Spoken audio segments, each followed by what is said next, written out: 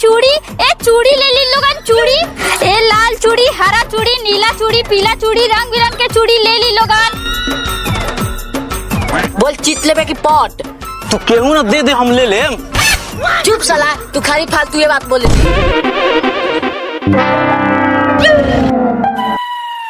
आय बैगन,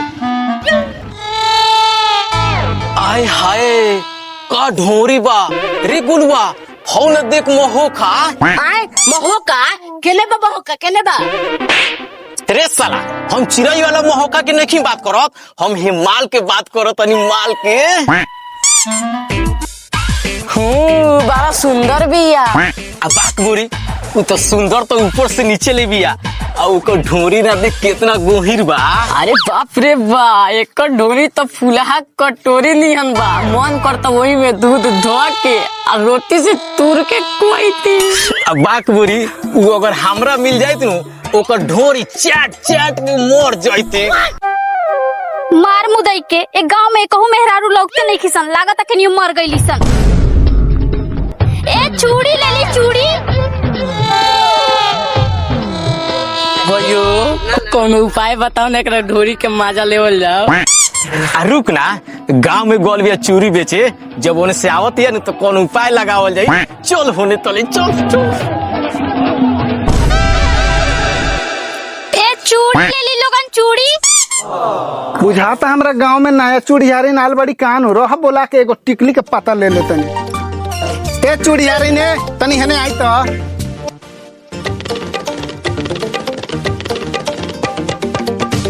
हाँ बोली कथी लेवे के बा?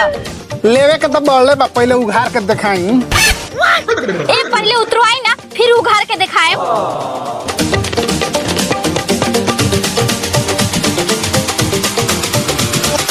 हाय लीहे पर बैठी, अब उघार के दिखाई। ए कथी उघार के दिखाई? ये दौरा के सामान हम कोनो मरद थोड़ी ना है जो दोसर कुछ उघरवा के देखे।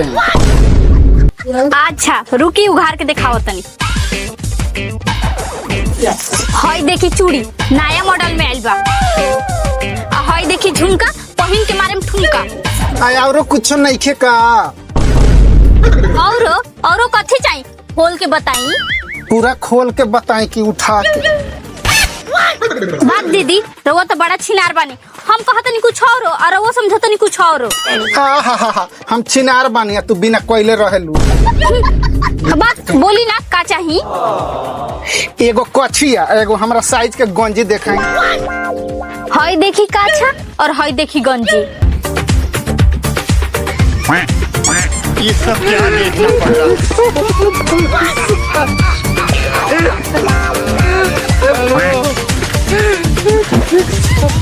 हई कछिया अच्छा नहीं खे, हई गंजियो अच्छा नहीं खे, हौ कछिया नहीं खे का? कौन मार मुदाई के रे, अरे जौन सामानवा में चिपक जाला तो। बात छिनरी हमरा लगे ऊ नहीं खे, हई ले लो बड़ा अच्छा बा। ना ऊ हमरा ना चाहिए। काहे हो? एक कच्छा पर भतार के जागे ना, अब पतारका पर छोड़ के भागे ना, एकदम चौपले रहेला। अब आप सौतीनिया हमार सामान ना बेचाई, उठाओ दौरा हम घरे जाई। काहे हो? तोरा चक्कर में हमार लुगा खराब हो गई। एकर मतलब रातू पलंग नहीं क्यों हिलैले? ए बड़ा छिनार बाड़ू हो, खाली छिन रही बात करता रू। आजे से हम कुंवार रही तबे से छिन रही बतियाइले। बात सौतीनिया ते छिन रही कर चाहे छिन रही बतियाओ, हम तो चलनी अपना घर। तोरा चक्कर में जोन पड़ी तू छिनार होइए जाई। जाए सौतीन तोरा ऐसा टाल चूड़िया नहीं मिली हमरा। ए भयो देखने में फिर आवतिया सचुरी। अरे ये भौजी हौ ना देखिए रोगा ढोरिया में पिलुआ ढुकल बा। साचो का बउआ जी? हाँ ए भौजी, तारा ढोरिया में पिलुआ घुसल बा। ए बउआ जी तनी निकाल दी, हमरा पिलुआ से बड़ी डर लागेला। ना ये भौजी हम ही ना निकाले सब, तू अपने से निकालो। ए बउआ जी तनी निकाल दी, देखत नहीं कि हमरा मुड़ी पर कितना भारी सामान बा। अच्छा रुको भौजी, ना मन तो निकाल दे तनी। हट साला, हम निकाले। साला हम निकाले? कहता नहीं हम निकाले। ए साले हम निकाले? हम निकाले। साले हम निकाले? हम निकाले। ए सुनो लोगन, काहे ला लड़ा तारा लोगन? अगर ना मन बलो तो दोनों आदमी निकाल दा लोग।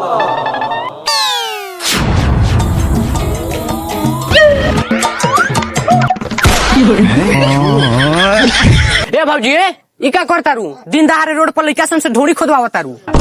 नानू बउआ जी हमरा ढोड़िया में पिलुआ घुस गई रहला सा, उहे निकलवावत रहनी हा।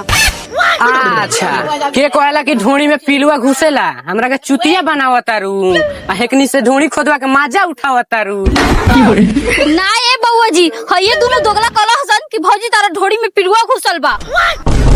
जा तारा के तो चुतिया बना के तोरा ढोरी के गीज देला सो। अरे बाप रे बाप, ई नतिया के बेटा दोनों हमारी इज्जत लूट लेला सन। चलो लोगन अपन भतार से कह के तनी के मुंह में ना गुतवा देनी तब कही। का रे खूब ढोरी के मजा लेला हसनु?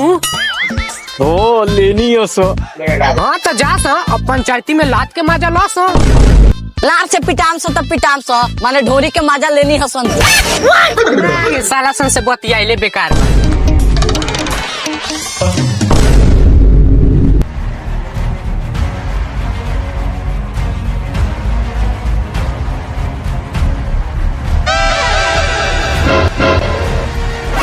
लवेदा जी सरपंच साहब, हे कनी के परिचय? ई दोनों अपने पंचायत के लड़का हवा सन। के कर लइका हवा सा? ई हवा सन घुगनी प्रसाद के लड़का। हई हवन आलू चॉप प्रसाद, आ हई हवन उनकर छोट भाई कचरी प्रसाद। बहनचोद बुझाता जे पूरा भोजा के खानदान एकरे घर में बा। हाँ तो बोला सन, का परेशानी बा? सरपंच साहब, पूर्वे पश्चिमे रोड बा, आ उत्तरे दक्षिणे जमीन बा। हम चाहतानी कि अपन घर दक्षिण साइड बना लेवे के। अच्छा। आ एकरा चाहतानी कि अपन घर उत्तर साइड बना लेऊ। लेकिन ई कहत ना हम दक्षिण साइड बनाए। बस इहे मामला बा, ई मानते नहीं। बात तो ते ठीके कहता रे, दोनों भाई दोनों री रह जा सन। का रे? हाँ छोड़ रे, ते छोट बाड़े तो ते उत्तर रह जो, आई दक्षिण घर बना लेता। ना हम दखी रह मी जा सुत। तो ते ना बनबे ना तो एगो काम करस, तोने दोनों भाई दक्षिण वाली जमीन पर घर बना लस, आ उत्तर वाली जौन जमीन बानू उ हमरा के लिख दस। साफा दोगल 14 सरपंच बारे पंचायती फरियावे के जगह पर जमीने लिखावे के बात करता। अगर भाले सरपंच पड़त ई पंचायती फरियावे आइल बड़ा तो जमीन बेचना, जल्दी पंचायती फरिया। ए तो पंचायती मोनिया से तब नु ए काहे ना मोनिया सर रगो पूछी।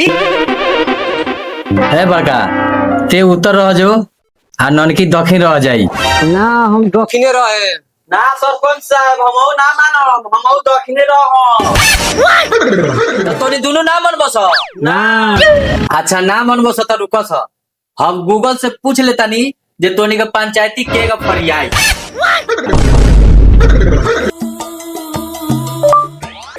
हेलो गूगल, तनी बतावा तो है दोनों गोला में से कौन उत्तर है या कौन दक्षिण? टोनी के मामला बा टोनी परियासन, उसे हमरा लायक के मतलब बा।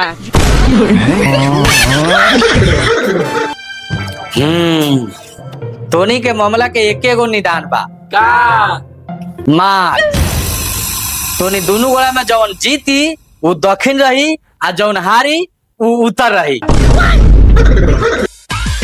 सोचले का बारा सो दक्षिण रहे के बा, तो लड़ जा सो।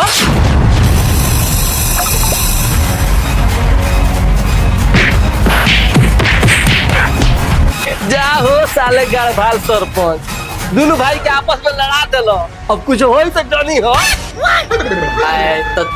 तनी जो ना छोड़ा दे, झगड़ा फसैले बड़ा तू, आ जाई छोड़ा हो, हमरा लाग के गोरत बा, जा तू।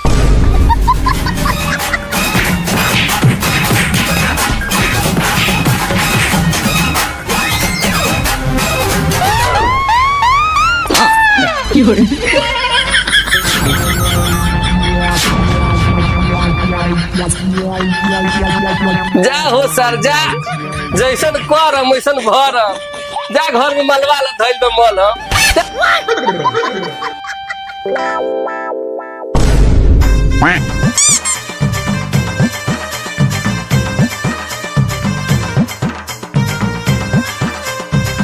ए कहाँ बानी जी? ए का हो बाहर आए जल्दी। का कहतरू? का कहा तरू? पहले है दौरा उतरवाए जल्दी।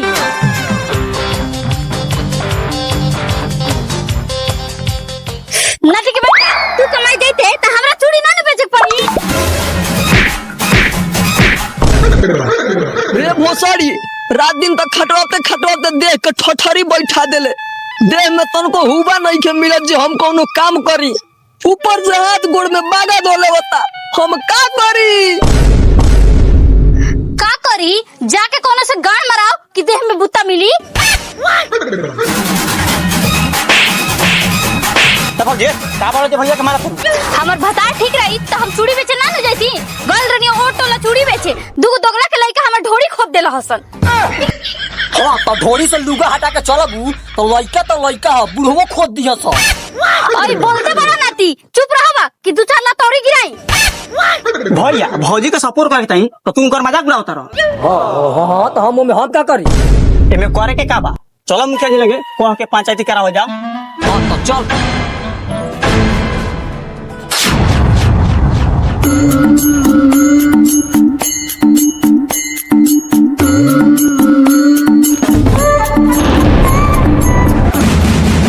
प्रणाम मुखिया जी।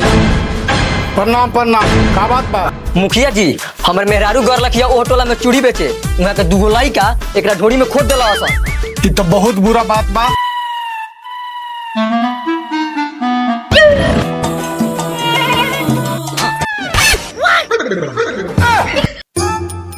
अरे साला एको ढोई तो बड़ा सुंदर बा। उ तो खोदबे न कइलो हसन। हम रहते तो केरा खा के ठेला पार कर दे।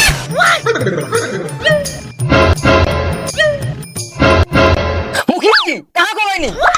ना कहीं ना बोल का करे के बा? का करे के बा? पंचायती करे के बा।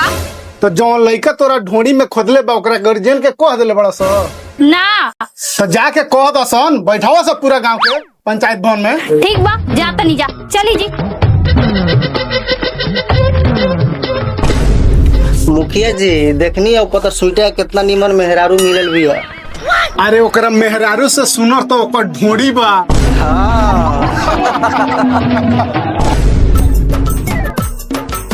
भैया तू जाओ अपनी के बाप माता से कहो, हम और लोग से कहो तनी। हां जो कह के आओ। चलो हो मेहरारू, तू हमरा संग चलो।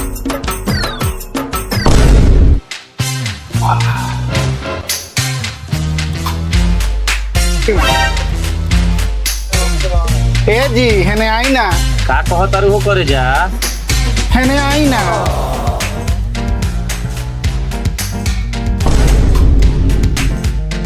का कहो तारू हो? तनी एगो चुम्मा दी ना। ए हटा अभी दिन बा। अरे दिन बता का हो जाए, रात के कबले इंतजार करल जाई।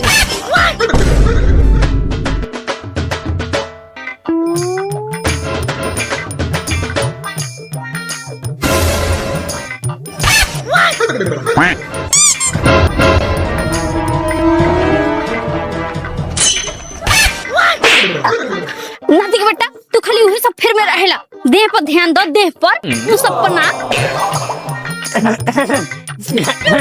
हट भोसड़ी लागत कि दुआर पे आगल बा। के हो? हाय हम मानी हम तनी आई हने। हाँ बोला का बात बा? हाय का बात बा? तोहर बेटा हमरा मेहरारू को ढोरी खोदले बा। चल मुखिया जी लगे पंचायती बा। ए हमर बेटा हेकरा ढोड़ी में खोदले होई, ई नहीं क्या हो सका। जब तू इतना छिनार बाड़ू तो तोहर बेटा कितना छिनार होई। चलो तनी सन दोनों बेकर टाइम से आ जाइयो लो। जो रे छिनरी तोर छिनराई देख देख तोर बेटा छिनार हो गल। अब पता ना का होई। कुछ ना होई, जाए सरपंच के लेके। ठीक बा लेके जातन जा।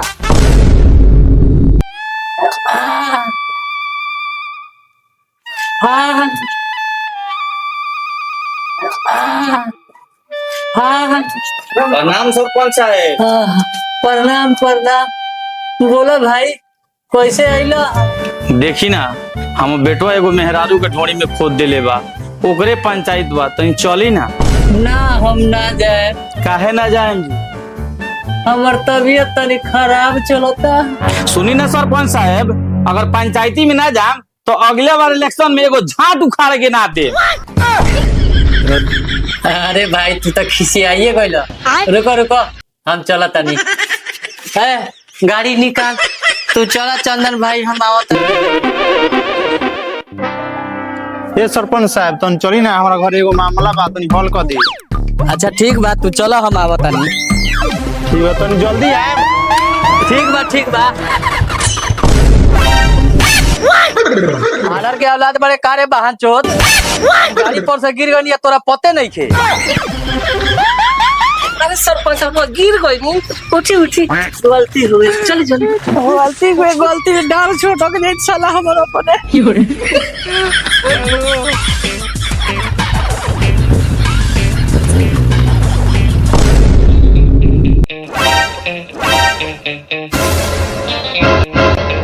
अरे अब क्या कर इंतजार होता, पंचायती शुरू करो लोग। 1 मिनट रुकिए मुखिया जी, सरपंच साहब के आवे दी। अब कल्याण का बेरा आई हन, बैठल तक गाड़ गरमा गए।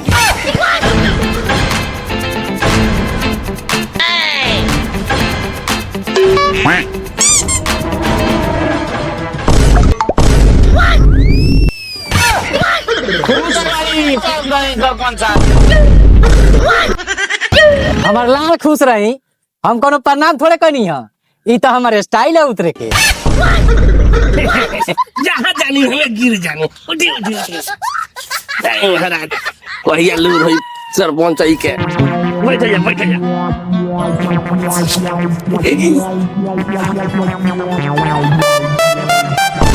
है पतर सूट का बहू, तोरा ढोली में कौन कौन खोदलक है भरल पंचायती में, खोल के बताओ। मुखिया जी बात खोल के बताई कि अपन लुगा खोल के बताई।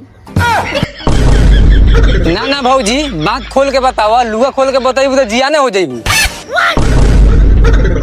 अरे माधर चोद, फालतू बात बोलेगा पंचायती में?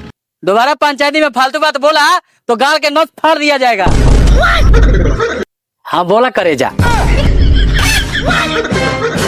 सरपंच साहब देखो तो नहीं चप्पल, ज्यादा लबल बोले तो 4 चप्पल मार के मुंह फुला दे। मुखिया जी हमारा तो लागत है कि सरपंच के भी गाड़ के नस ढीला करे के पड़ी। तोहनी का लाड़ लबर कइले बराबर। ए भोसड़ी बताओ ना कौन सर्वर रखा, ओकरा गाल के पर्दा फाड़ दी। हां ये दोनों दोगला के लेकर रहल हसन।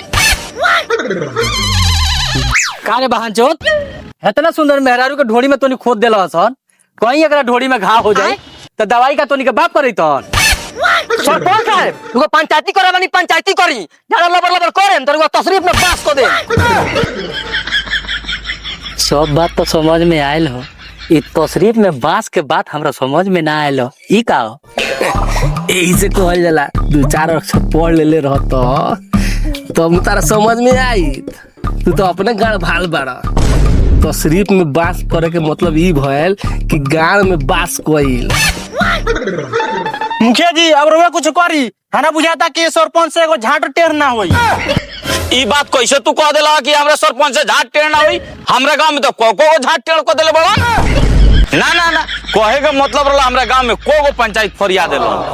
मुखिया जी रउआ काहे चुपचाप बानी, पूछी ना सारवा सन से ढोरी काहे खोदला हसन? कारे साला सन, तोहनी ये फूल जैसन मेहरारू के ढोड़ी में काहे खोदला असर है? ए जी देखी ना दोनों पत्नी के बेटा हंसत तरसन। हम तका ना बाहर चलो लोगनी, हम तार लोगनी, चुपचाप रह लोगनी, ना तो दुनिया के गांव में खोद दे। मुखिया जी रउआ चुपचाप फैसला सुनाई, हर बुझात नहीं कि सरपंच से कुछ होई।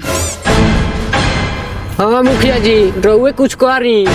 हाँ मुखिया जी रउए कैसे मामला हल कइले बानी, यो मामला हल करी।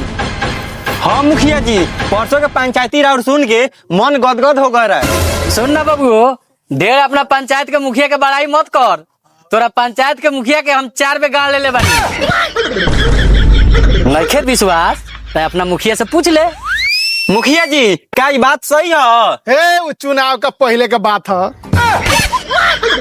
एक मतलब हमनी के पंचायत के मुखिया गाड़ू बाड़ो। मुखिया जी खाली ये सब है कि पंचायती हो है तो एमे करे के का बात दूगो पंच तू चुन आ दूगो ई चुन ले चलो सब पंचायती फरिया जाओ।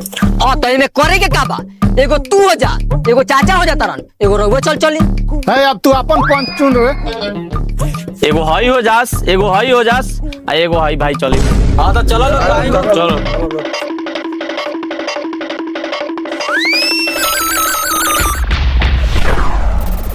एक मिनट मुखिया जी कौन चुना गए? अरे हाँ चुना गल। अच्छा हई लोग पंच आई सरपंच अपना देखवा चुप चुप जाए दे जाए ना सरपंच साहब रोज चुपचाप रही आज हमरा के बोले थे ये लोग पंचायती फरिया में आइल बा और वो गाली में आइल बनी जान। अच्छा ना माने हम लोग इन तो रोगो लोग चली। चल सरपंच साहब मुखा तकले बनी जी